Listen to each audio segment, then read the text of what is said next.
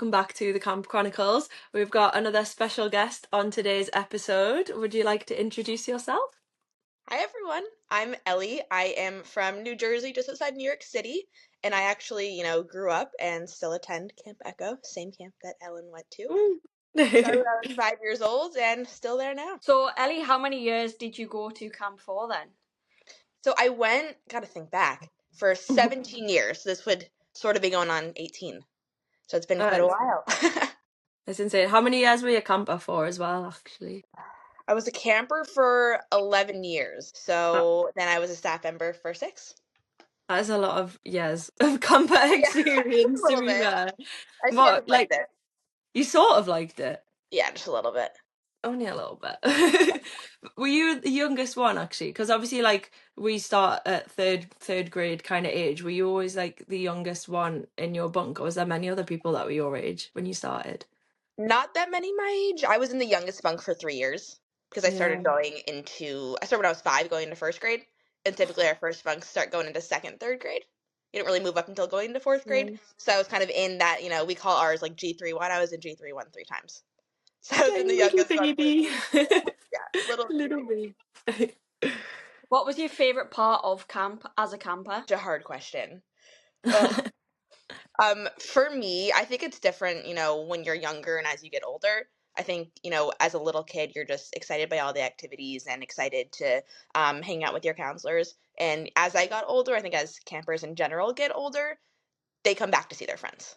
And they come back every single year. Like you guys have talked about on here before, for, new counselors, old counselors, when these kids show up at camp, they kind of ignore you and they just run to each other. That's what we would do too. Doesn't mean we're not excited to see you, but honestly, at that point, haven't seen your camp friends for maybe a few months, few weeks, depending on how close you actually live to each other outside of camp. So we'd be more excited to see each other. So I think all in all, looking back on my camp experience, my favorite part about camp is my friends. Yeah, I think that's probably the thing everyone would say, isn't it? Like everybody, especially if you ask even like international staff members, like why do you keep going back to camp 9 times out of 10? It's because of the people and like the friends you make, isn't it? So wholesome. So wholesome. Yeah. So when you were younger, like, was there any activities that you really, really enjoyed? Like, were you like throwing yourself into every single activity, or were you like, I'm too cool? Oh, I did everything. I was the goody two-shoes. So I literally did everything. I was the counselor's dream. So I was the one who was, volunteering first to do everything. So I threw myself into sports, into cooking. The one thing I didn't actually do is dance. I'm not a very good dancer. I get a little bit embarrassed. So maybe that was the one thing that I didn't do. But I pretty much did everything else, I would say. Yeah, and I think it's the same for you at Tyler Hill, isn't it? But dance is like quite a big thing at camp. Oh, they take it so seriously, the kids. I would have to get like literally private dance lessons for anything that we actually had to do because I couldn't do it.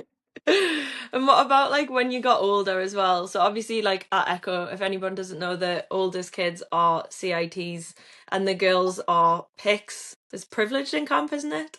Yeah. It stands for? Yeah. So did you dance and get any better by the time you were a PIC? Honestly, it got better. Would I say good? No. But I genuinely, when I was a kid, probably going up until 7th grade, everyone stands in the chairs in the dining hall, dancing, singing. My butt would be in my chair. I literally wouldn't even get up. I was so embarrassed because it was so bad. And I think camp helped me like gain the confidence to be able to do that. And even outside of camp, it helped me gain the confidence to do that. I'm sure you guys have heard of like bar and bat mitzvahs. But a lot of times you'd go to your camp friend's bar bat mitzvahs. I'd be the one like standing in the corner refusing to dance. And my friends would be like, Ellie, come on. And I'd be like, nope. Which is funny because now you're always up in the dining hall dancing everywhere. I'm the one leading it now. Camp helped me with that. Before that, I was so embarrassed to dance. I know it sounds so funny, but I was so embarrassed. I think a lot of people probably feel that though, especially like as again we've only got experience as staff members, but like going as a staff member for the first time, I was thinking, oh my god, there's no way I'll ever do that, and then now I am. When I interview staff members, I think Ellen actually knows I usually ask this question. I usually say, there's no wrong answer here, but let's say, you're at camp, you're in the dining hall, at our dining hall, we're up on our chairs, dancing, going crazy. For you, are you the one, on the chairs going crazy with the kids? Or are you the one kind of sitting down with the kid who maybe isn't so comfortable doing that? Mm. And What would they your use answer be, Summer? The first 2 weeks of camp when I was there in 2022, I'd have probably been the counsellor that was stood there being like, what is going on right now? But by the end of camp, I was the person that was on top of the chairs dancing and singing with the kids as well. You're right, like camp does just bring that side out of you naturally that you don't even realise that you have. Yeah. So like I would be at the bar dancing on the tables. It's just not my personality, but at camp, that's me. So Yeah, definitely. And what about like, do you have like a favorite year being a camper? Like, do you ever look back and think, do you know what, like, oh, ninth grade, that was like my best summer or anything like that? it's also a hard question. I can tell you my worst right away. Yeah, The worst hit is us with the always that 8th grade summer. It's everyone's going through mm, puberty. People are just mean. I would definitely say that was my worst summer. That's easy. mm, Best summer, gonna have to be 10th or 11th grade. For me, after COVID, our like big year changed. So before mm, COVID, it was 10th grade. So for us, 11th grade was more of just like a lazy summer. mm, So it's hard to choose between the two. 10th grade was Disney World, 11th grade West Coast. So I mean, they're just a little mm. bit different, but Yeah. I would say 10th or 11th grade. And you'd be hard pressed to find someone who would say their favorite summer was anything, less than that in terms of like 6th grade. Just because Yeah. you're older, your friends are there. So I would say most people would say probably their final camp or summer would be their favorite. Mm, So mm. you just mentioned there about how like the 8th grade kind of age range is very difficult. So I'm taking my kids into middle camp this summer. What would be like your best advice for a counsellor moving into that like age range of middle camp? Yeah, you have to get them on your side.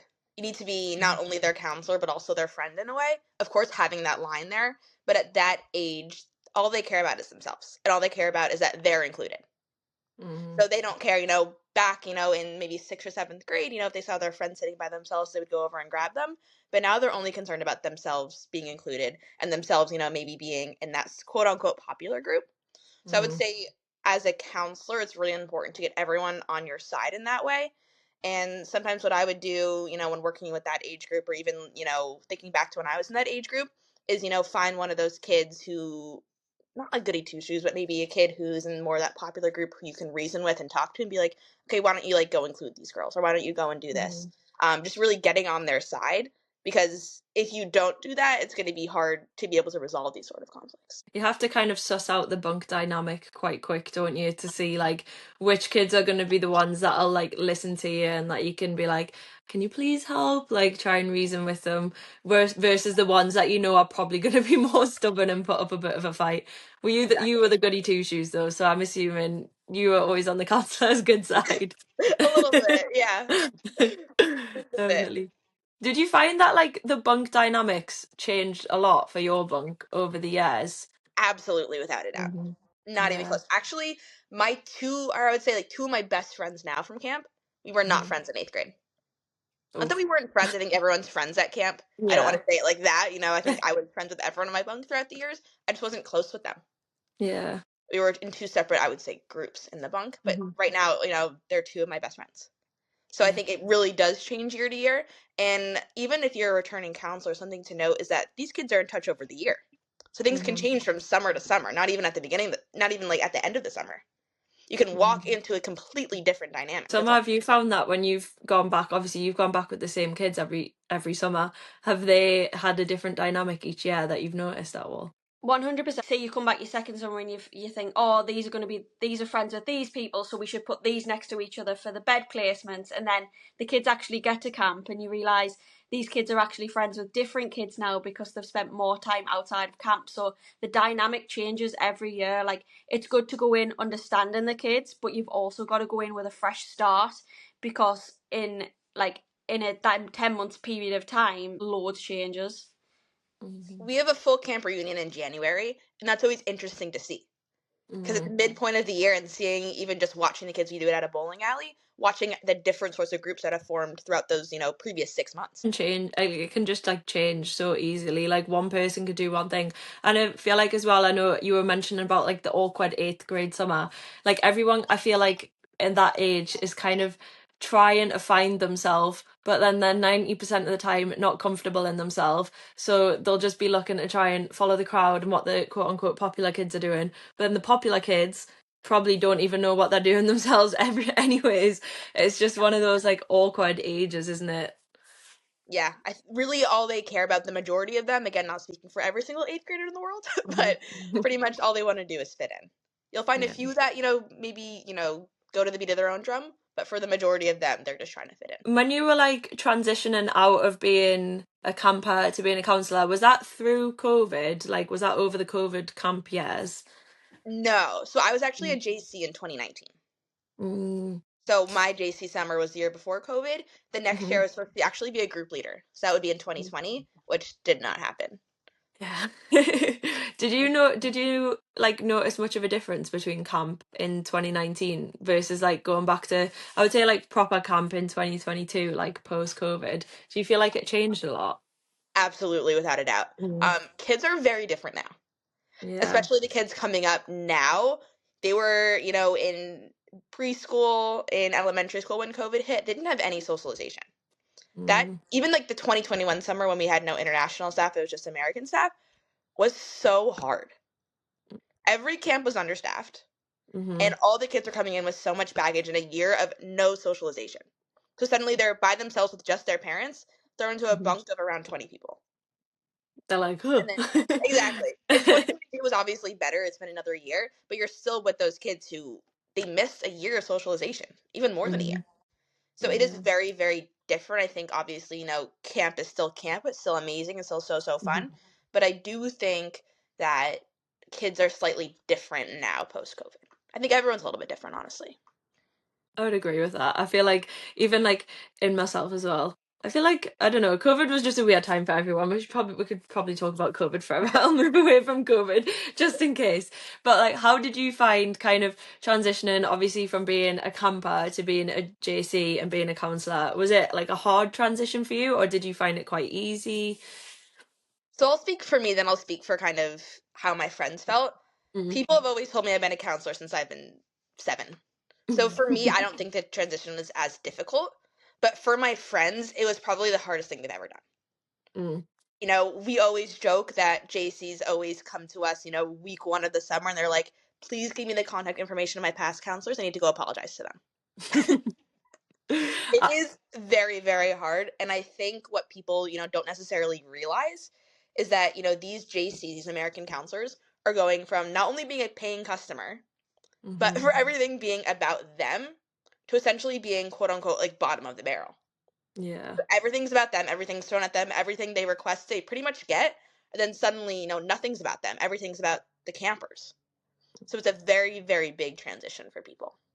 Yeah. I know you were saying there about them people being like, oh, I need to complain not complain, I need to apologise to my previous counsellors. Last summer, one of the girls that I had in 10th grade was JC, and she came up to me at one point and she was really upset with just like the whole dynamic of the bunk of kids that she was looking after, and she was like, it's so sad, they're so mean to each other, they're so horrible all the time, they're saying this about this person. She was like, was I that bad? Like, surely I couldn't have been that bad. Were we really that bad? And I was like, no, you guys weren't that bad. But like, you could see like the cogs turning, and then you just kind of, she was just processing everything, thinking, oh my God, like when you see in this, when you're watching it happen to a group of kids your age, rather than being in it and experiencing it, you're thinking, actually, this is pretty bad. Yeah, we call it the JC breakdown week 1. Yeah. Typically, it all kind of centers around the same days, probably a few days in, when they're like, what Mhm. am I doing here? And then Yeah. call it the JC breakdown. Do you find that like the general counsellors treat the JCs a little bit different? I think it really does depend. Depends on the dynamic and essentially how good the JC is. Mm. Because I'll tell you, not this summer, the previous summer before that, when you were choosing, the leaders of our color war, we ended up going with the JC for us, for one of the girls. Because we're like, she is just an amazing counselor. So some are going to be very, very good from the get go. Some are not going to be so good. And I think it depends, number one, if the co is an American or if the co isn't an international, and also if the co is new or if they're Mhm. returning. I think it Mhm. all kind of goes into the dynamic there, and it really does depend on that situation. As an international staff member or even like an American counsellor, what would your advice be, to say to the JC to kind of help them come away from like feeling like they're still a camper to actually getting them to do their responsibilities of a counsellor? Yeah, it is really, really important to speak up. I would say first line of defense is going to your lead counselor, whoever's in charge of your age group, and talking to them about it. I always recommend, the first thing to do is speak it up between yourselves. Because if you get someone else involved in leadership, it's like, oh shoot, I'm in trouble. They ratted me out. And the number one most important thing is keeping that relationship between you and your co's. Because it's like co-parenting. You're with them for 7-8 weeks straight. So it's really important to keep that positive relationship. And, you can say it in a nice way, and you just talk about, how do you think it's going, and talk about, maybe the responsibilities that you have between the two of you. Not necessarily pointing them out and saying, I feel like you're not stepping up, but just, saying it in a little bit more of a coddly way, I would say. And then if things really don't improve, that's when you can, essentially truly bring in leadership to help with that. I think in the beginning, yes, it's important to communicate your trouble to leadership, but not necessarily get them directly involved. How were your co's when you were a JC? Like, did you have good co's? Like, did they treat you like you were a little kid still, do you feel? Or did they treat you like, okay, no, they're like an equal level staff member? Yeah, so my JC summer, I only had 2 co's. I was the youngest girls counselor. We had 12 kids and 3 counselors. So I would say we honestly had a very good relationship during the summer, the 3 of us. It was me, my co-counselor Frankie, and then we had a lifeguard Rachel. And I think that we all had a pretty good relationship. I was lucky to have that. But some of my friends were not so lucky in that way. Because you are going to have sometimes some co's who's not going to be your best friend. In an ideal world, you want your co to be your best friend, but sometimes they're just not going to be. But it's just at the end of the day about, giving the kids the best experience possible and putting on that front for them. Again, I always kind of bring it back to co-parenting. You never want your kids to know that you're fighting. So at least, putting on that front for them. Again, ideal world, do you want to be best friends with your co? That would be absolutely amazing. But sometimes it's not going to happen. Yeah, like you don't have to get on like a house on fire, but you have to, like you were saying, put on that face and still like cooperate for the kids just to make sure like they have a good summer, which is a thing that I think maybe a lot of people do forget when they come to camp, whether not necessarily American staff, because I guess, or maybe even that like a camp isn't for you when you're a staff member. Like it is to an extent, and you'll gain a lot of things from doing camp, but camp is for the kids. Like you're being ultimately paid to look after the kids, and just like you're in any job, you've got to kind of like take away like your, let's say, like any sort of like clashes of personalities, and you've just got to like work together regardless to make sure the kids have a good summer. You want to have a good summer as well, obviously, but it's not all about you. The kids are like the priority. And that's why we have to hammer into the JCs. We're like, you're not a camper anymore, you're working now. So it's a very, very different, environment in summer for them. Yeah. Did you find as a JC, like, you kind of instantly going into it knew what you were doing because you'd been at camp for so many years? Or was it still like you were learning on the job? Learning on the job 100%. I think that with JCs, they know a lot about camp itself. They know, okay, we have 6 periods in a day. We have lunch here, dinner here. But they don't know what it's like to actually deal with conflict and deal with the actual issues that come with being a counselor with your campers. So I think that, some JCs will be better than others, like I mentioned, but it's still going to be a learning process not only for JCs, but for every counselor, whether they're new or returning. Yeah. So I really do think that for JCs, yes, they do bring in a really, really nice wealth of knowledge that any other counselor should take advantage of and learn from them in terms of they understand camp life, but I don't think they understand how to necessarily be a counselor yet. Most of them won't have any sort of real childcare experience as well. I mean, like a lot of them might like babysit and things like that, or obviously most of them will have had like a CIT summer, but a CIT summer interning and helping out here and there with a bunk is obviously nothing like being a JC. And rather than being like an extra person to just help for a few periods a day, like you are going to be the go-to person when the kids wet the bed or they're crying or they fell out with their best friend or their boyfriend's broken up with them. Like it's like real life problems that they probably like weren't expecting to really have to deal with or handle, I guess. I remember my co-counsellor, she was a JC, Abby.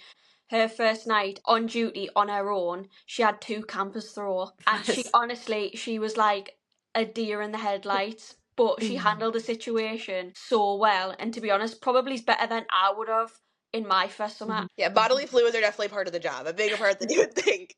I've had to clean up, throw up more times than I can count. The worst one I've ever had to do, by the way, I had a camper poop in the shower. So it was literally stuck in the shower grate. Waffle And storm. exactly, and as, a JC or an American counselor in the past, they've had people clean that up for them. They've had help, but that's not the case. We're not going to send in someone else to clean up that mess. As a counselor, it's part of the job, unfortunately. Maybe not be in your contract, but it's definitely part of your job to clean up bodily fluids. Maybe not Yeah, straight, it's but not written exclusively like you will have to do this, but it is to be expected, isn't it? Definitely.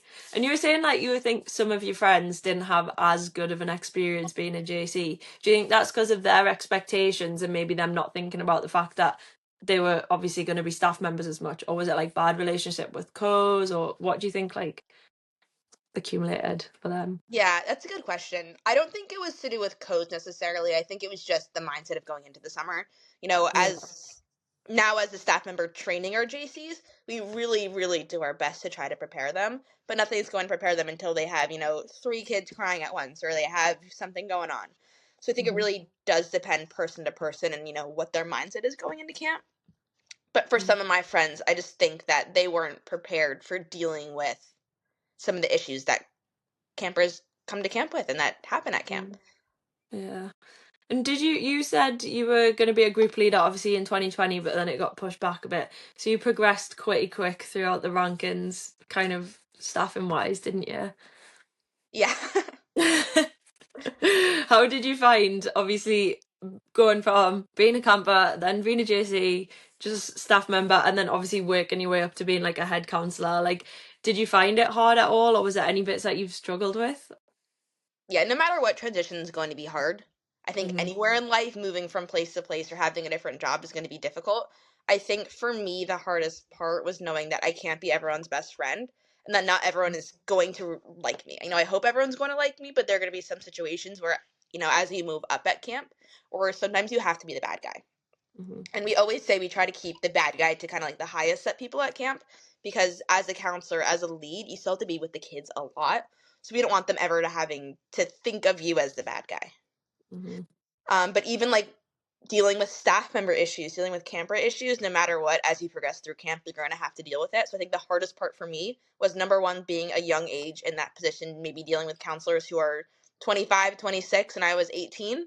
So having that big difference, I think that, I at that point was mature enough to kind of handle that. But at the same time, I don't know what they thought of an 18-year-old dealing with issues like that.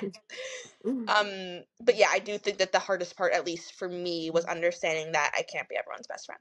So, like we've said, you've had a couple of different roles at camp. What was your favourite role at camp that you've done? That's a really good question again. I think that I liked each role for different reasons. I liked being a JC because I didn't have that responsibility. I was just able to kind of have fun and my friends were all there. And again, like as you are at camp a little bit longer, your original friends don't necessarily all come back. So a lot of my friends were going to come back 2020, but then 2021 even less came back. And for Americans especially, it becomes a little bit harder when they're in college because in America, a lot of people have to get internships before working. So a lot of them either between or after their sophomore year or after their junior year of college, they essentially need an internship, so they just can't come back to camp. Yeah. So I liked my JC summer because a lot of my friends were there. Being a group leader, I liked kind of being that middleman. I liked having, a little bit of responsibility, but I was still able to, have fun with the kids and live with the kids. And then my position now as being a head counselor, so I run, or used to run. I'm unfortunately not going back this summer. I'm not very happy about it. I would run the youngest girls. I think, I liked having the responsibility and I liked being involved in, leadership meetings and things like that. But the downside to that is that a lot less, just general fun time was had for me with the kids. Because most of my time is dealing with issues and putting out fires. Where I like just being able to go to soccer and play with the kids. I only went in the pool and the lake probably 3 times last summer. Yeah. So I think just a lot of your time is spent as you kind of climb those ranks. You're dealing with more of the issues which again is, I like dealing with issues, I like being able to help in that way. At the same time, though, you kind of miss just hanging out with the kids.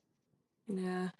I guess like staff wise as well. I can't remember if it was you or Brooke or someone who maybe said it. Like you feel like like you never know what the crack is with staff because staff are obviously like too scared to say like, oh, this happened on a night off, or this person's hooking up with this person, because Yeah. like when you're in, I'm gonna say position of power, but you know what I mean? Like in a like a higher up position, people are like less likely to tell you what's going on for fear of getting in trouble, or I guess you, in a sense, not their boss, but like one position above, they don't want to like tell you things, so then you're just relying on everybody else finding out the information and then feeding it back to you.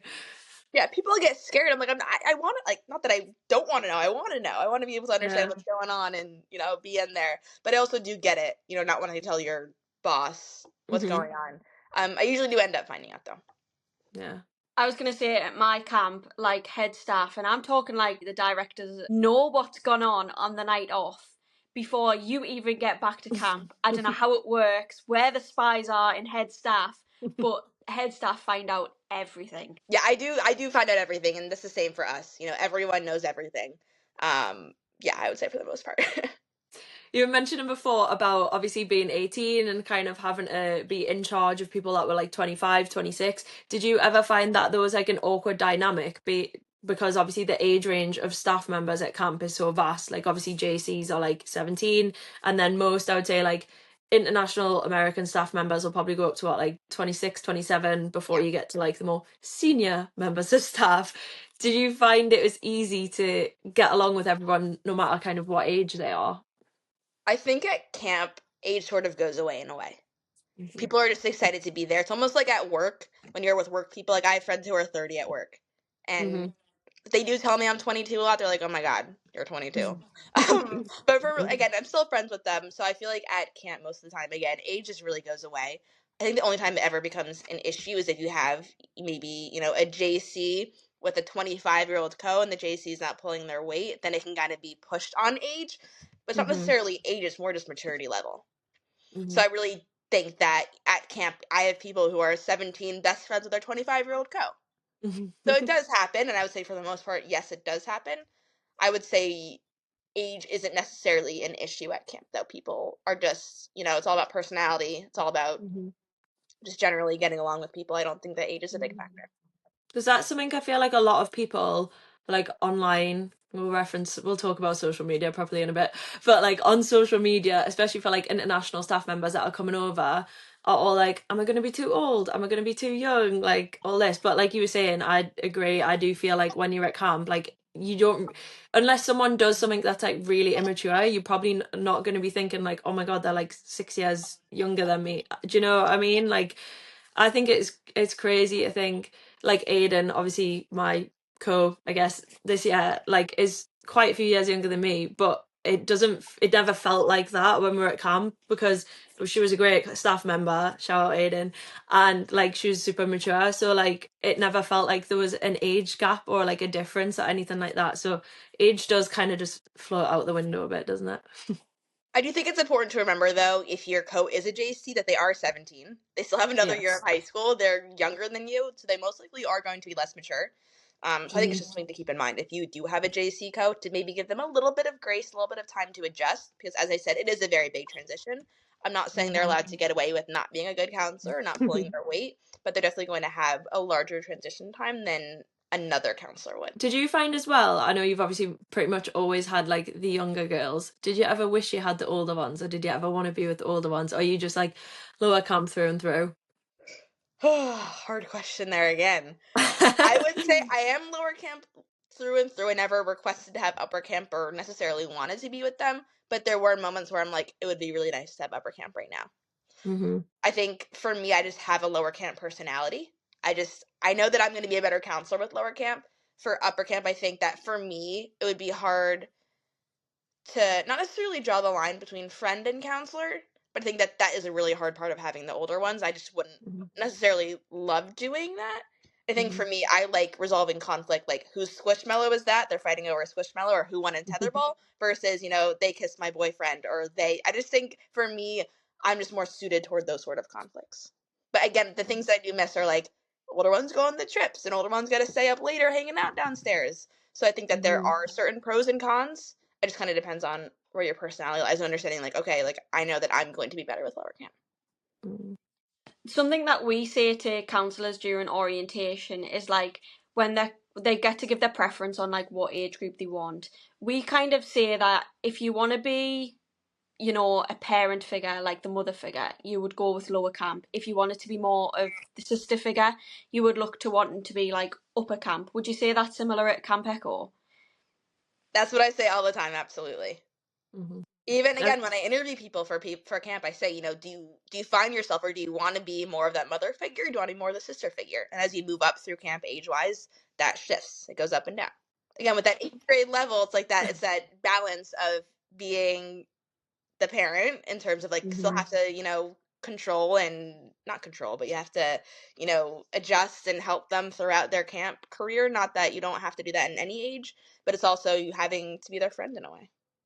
I was going to say with my girls, last year, sophomore, summer, what we found was that some kids wanted you to be like the sister figure, but some other kids kind of also wanted you to be their mother figure as well. So how do you say, like, how do you find that balance where, you know, for some kids you're more of a sister to them, but to other kids you're more of like a mother figure to them? Yeah, I think it is really dependent on the kid. But another thing to note, even if someone doesn't put it up front, or even if a kid doesn't necessarily show this out loud, kids crave structure and they need structure. So throughout camp, we say you become more of a sister, but no matter what, you're still going to be some aspect of a mother figure. Some kids may need it more than others and at different times. You know, it may depend on the situation, and it may depend on if they're upset, if they're having a good time. It really does depend situationally.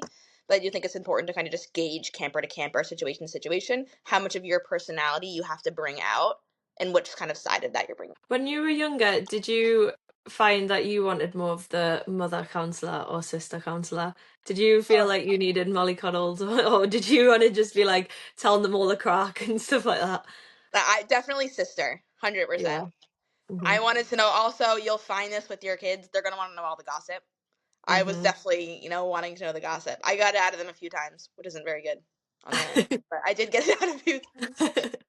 Speaking of staff talent gossip as well, when you were younger as well, did you like why were your favourite counsellors your favourite counsellors? Did you have like, is there certain counsellors that stand out to you that you think, oh yeah, they were my favourite because they were like X, Y, and Z, like they acted like this or they did this?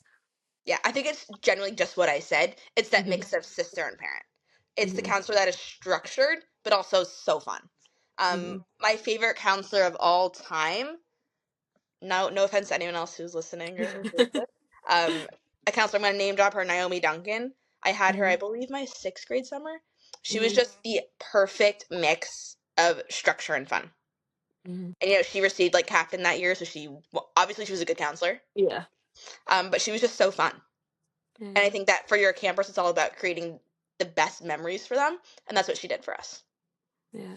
Did you find that always was the same, even going like up into like upper camp? Were you always just like needing the structure, but also like the fun kind of counselor that was trying to encourage you to do like stupid stuff, I guess? Yeah, definitely. I think some counselors go into camp thinking they'll be the favorite by just being the friend and not helping, but that's not the case. The kids may like you in certain situations and try to get things out of you, but it doesn't mean they're going to be, you know, you're going to be their favorite counselor. So I think you have to adjust your mindset and understanding, yes, you want to be friends with your kids, but that's not going to make you the favorite. Yeah. Because otherwise, if you go in, I feel like too much wanting to be friends, you'll do anything for the kids to like you, and then certain groups of kids would take advantage of that type of counsellor. Yeah. I feel like, was your bunk ever like that? Did you ever try and take advantage? Oh, here we go. We weren't bad in like the whole, you know, entirety of camp, but we always say like every grade kind of has the bad bunk or the, you know, the risque bunk. I would say my bunk was that. Honestly, I'm not just saying this. I personally was not that way. I was just a good shoes through and through. But we didn't do anything like horrible. We just maybe weren't so nice to other people. We were always pretty much, except for 8th grade, like nice to each other. It was just maybe to other kids not so nice, other bunks. A Yeah, it's little like the bit. self-reflection. Now you're looking back and thinking about everything like, oh, maybe it wasn't so nice. Yeah, just a few moments here and there. You mentioned about how there was a couple of times where you kind of got gossip out of the counsellors. Now, something I think middle camp going upwards, new counsellors will struggle with is how to kind of like shut down them conversations that shouldn't really be had. And like, we've got this invisible line almost that like you really just shouldn't cross as a counsellor. Like, what would your advice be in terms of like stopping a conversation where it needs to be stopped for like a new counsellor? I think you can outright tell them, I want to tell you, but I can't. It's just not allowed. So I think for the older ones, they're not stupid. They're 15, 16 years old, and even middle camp, they're not stupid. You can't just kind of skate around it anymore. The little kids would be like, oh my God. So like I would say like up until 5th grade, you just can even just joke about it. Be like, oh yeah, so Steven, who is, last year I was the lower camp girls, he was lower camp boys. He was my boyfriend the whole summer. So I mean, you can just joke about that, but obviously when you get older, they can see right through that. So I would just outright say, I want to tell you, but I can't. Like, I'm not allowed to, because they're gonna see right through you. I'm not sure, Ellen, you had the older girls. I'm not sure if you would say differently, but I honestly would just not tell them if I didn't want to tell them. I would just be like, no. And then they honestly just grew tired of asking. Like, what summer was it? Second summer when I had 10th grade again. And obviously at the end of, on the last night, everyone wants to do like confession night. And like, even first summer when I had the other 10th grade group, we all went into like one of the big double cabins and like the whole grade was in there and they were wanting all the staff members to like confess. And we had like a row of us international staff members. There was like me, Claire, Becca P, like quite a few of us, all just sat at the back, just like pretending to like be asleep because we were like, it's just like don't feel like we need to tell people or tell the kids especially like everything that went on, especially when they're asking about things that aren't like our own business, like they're asking about other people. I think that might also be something that people struggle with, especially international staff members going to camp for the first time, like at the age of 18, and maybe being put with slightly older girls or even the younger ones, because you could be so close in age with those kids. Like if you're like an 18-year-old counsellor and the girls you're looking after are only 16, there's like a 2 year or maybe 15, like a 2 or 3 year age difference. Sometimes I feel like that might be easier or might be more likely where people kind of step over the line and tell the kids things they shouldn't because they're quite a bit closer in age. That's generally where I feel like I've seen it anyways. the confession night is always difficult. People forget that we, again, always find out about things, and that will impact next year's invite back list. If we find out you told your kids everything last night, that's not a good look. They'll know that going into the next summer. So, yeah, be careful about that. And again, even with other people's business as well, you might not be coming back or not planning on it, but someone else might be coming back and you just spilled all that information. Yeah. When you I feel like when you kind of start at the beginning of camp as well, sometimes I feel like you can kind of tell the people that might be more inclined to like tell their kids things, and sometimes I feel like it's the people that are more nervous and like maybe anxious about being a counselor, because again, like we said earlier, like too much focus on like wanting the kids to be their friend and like doing anything to try and get the kids to like them. So it's always interesting to see who ends up spilling the tea, shall we say. A worry that I know is from first timers, and I feel like Ellie would be able to give a good insight into this, is like we always worry that the American staff won't like us. Like just the clash of personalities, they won't like us. But like as an American staff member, and obviously you've had that year where there wasn't international staff members there, like did you really feel the loss on not having international staff members? Absolutely, 100%. Not only for the staff, but for the kids as well. The kids are so excited to meet you, and the staff are also, the American staff. Again, it's kind of like how I explained how the kids are excited to see each other. In the beginning, the American staff, they also haven't seen each other for months or weeks. So they're going to be very excited to see each other in the beginning. And they're also nervous to meet you. I think that's also important to understand. And a lot of times, they may not have the social skills or the confidence to walk up to you and introduce themselves. So in the beginning, they might be in their little cliques. But, at Echo, we actually don't allow that. We will go up and I will walk into the middle of the clique and I'll say, okay, disperse, separate. And then during orientation, during lunch and dinners, we don't assign tables, but we'll be like, okay, like if you're born in January, sit at this table, February this table, or last name A through C, sit at this table. So we do our best to kind of disperse that because they might need some help doing that. But it's not that they're not excited to meet you or to be friends with you. They're probably just nervous. And they'll stick to their friends, they'll stick to someone who they know because it's easier for them to do that. That was originally one of my nerves. And then by the end of summer, like my closest friends were the JCs, the American counselors. Like everyone that goes to camp are there for the same reasons. So you don't have to worry that, you know, it's going to be difficult making friends. Like we've said, not everyone's going to be your best friend, but you just have to be open. Yeah, growing up, obviously my best friends were American because I was a camper, but now my best friends are internationals. I went traveling after camp for 2 weeks with internationals. So I'm like, I feel weird calling you internationals. I'm like, international. Little old internationals over here. Yeah. Uh-huh. Do you know what I find interesting as well, right? You were obviously saying like American staff are obviously excited to meet the British international staff, everyone. I always, as I've mentioned before in a previous episode, I'm a serial stalker and we'll look at who's coming to camp and look at everyone's Instagram and blah blah blah blah blah. To look through like who's following like the Camp Echo staff like 2025 page and like just like go on people's accounts and see who's followed who already.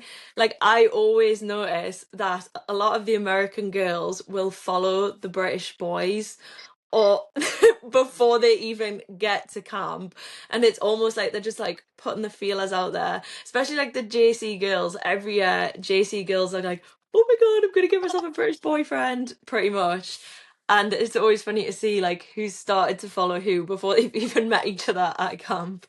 During orientation, you'll actually see them start to corner the boys, international boys. You'll see, but in groups of like 4 or 5 of them. So like 4 or 5 JC girls will go up to a British boy and corner them for like 30 minutes. Yeah. And it's really important to note, if you are a British boy going to camp for the first time, JCs are going to be 17 years old, pretty much. There's not really going to be any that are 18. There might be, I don't know, but for the most part, they're going to be 17. So please bear that in mind. If you happen to be like 23, brand new, fresh-faced, international staff member boy who's maybe slightly attractive, if you get hounded by a group of JC girls, just know they're probably going to be 17. Because they might not tell you that, or they might tell you they're 18. Please fact check, ask for some ID. That's so funny you've said that. My first summer, and it's funny now because I'm really close with the family, but one of the guys followed me on Instagram and then added me on Snapchat, and I didn't think anything of it. I just thought, oh, the staff page. I didn't really know anything about JCs at the time. And then I remember he was like sending me Snapchats, and I was like, oh, this guy's like, I can't believe I'm even saying this. This guy's like good looking. And then I seen a post that he was actually like he just turned 17. I was traumatized. I was like, absolutely not. Now we can laugh and joke about it, but at the time I was like, that's like a big thing in the UK. If you were to do that, like you would get a name for yourself. So yes, always double check, fact check, ask for the driver's license with proof of age. Just although sometimes it's fake IDs anyway, so well, maybe most of them have one, so yeah. And obviously I was talking about like Instagram, social media and everything like that as well. Me and Ellie have briefly talked about this like before, but what's your kind of stance on the whole how big like camp and doing summer camp and working at a summer camp is becoming on like the British side of social media? It's crazy, isn't it? It is genuinely insane. When I see, again, this is no hate to anyone, but when I see people, you know, having these entire TikTok or Instagram page dedicated to coming to camp who have never been there before, I'm like, how do they even know what they're promoting? It's like promoting a restaurant you've never been to.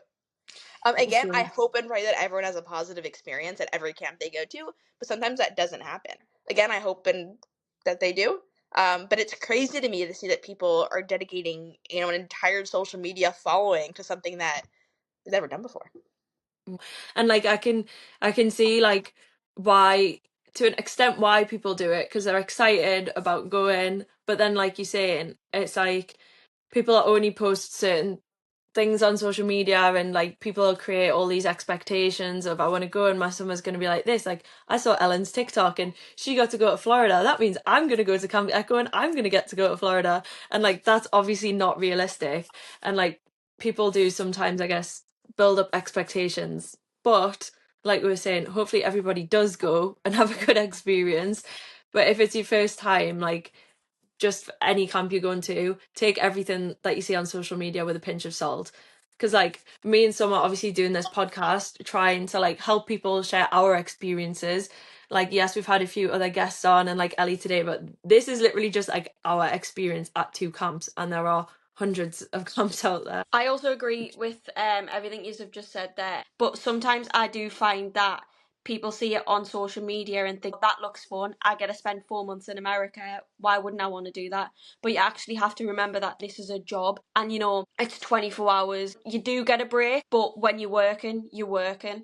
And I think people sometimes forget that and they just do it for the chance to live in America. It will be the hardest job you'll ever have. I'll say it point blank. You are on, like Summer said, 24/7.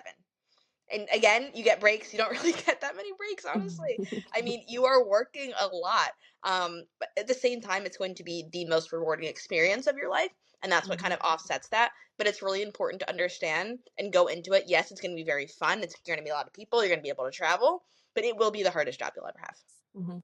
I think maybe something we can touch on quickly as well is for if anybody is listening to this and is wanting to go to camp and work at a summer camp, like I would say this year it is probably blown. I mean, I've only obviously been going since 2022, but I was meant to go in 2020, so I have obviously been looking at a lot of stuff on social media about camp for a long few years.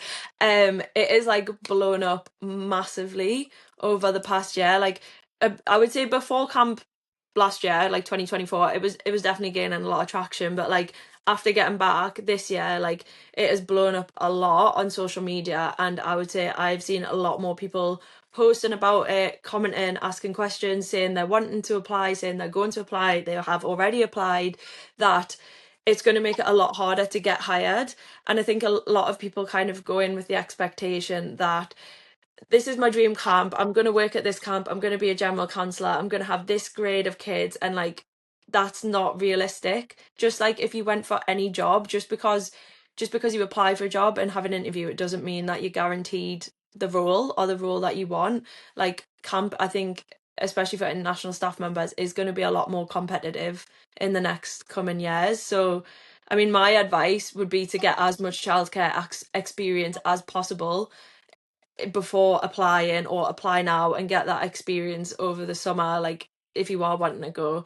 But Ellie, like from your side of things, I know you've obviously done a lot of camp fairs and hiring, like what sort of things would you suggest for people if they are like experienced or just anything if they're thinking of applying? Number one thing is personality. I always say you could be a pro golfer and you could be in the PGA Tour, but if you don't have a good personality, we're not going to hire you. I spoke to someone who was, I think he said he was Charlie in Charlie and the Chocolate Factory on the West End. Blimey. Yeah, so I'm like, Yeah. he's very experienced.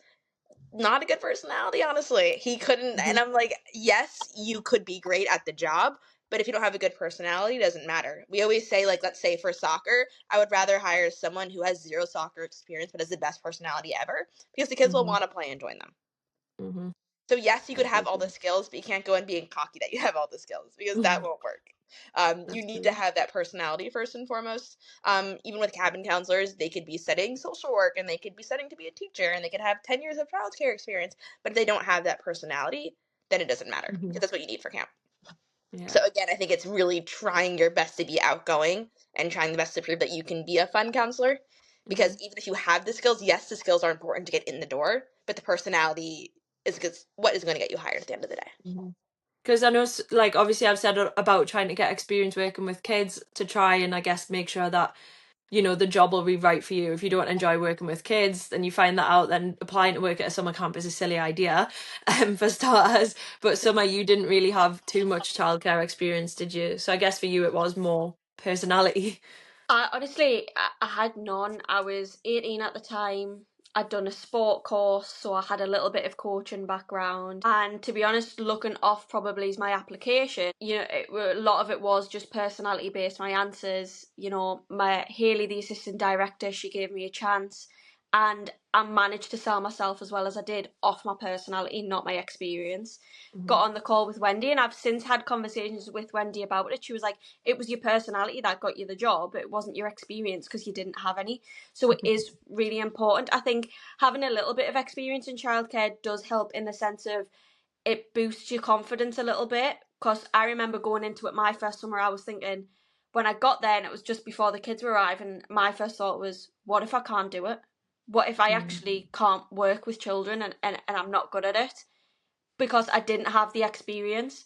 But in the end, my kids loved me from my personality and the way I was with them and the fun things I did with them. So it kind of, it balances each other out in a sense, but it is so important to go into your calls with that personality and give it your all. Sometimes I watch back my well, I did watch back my AmeriCamp application video, and I think, how the hell did anyone ever look at my application and think, yeah, we'll give her a call?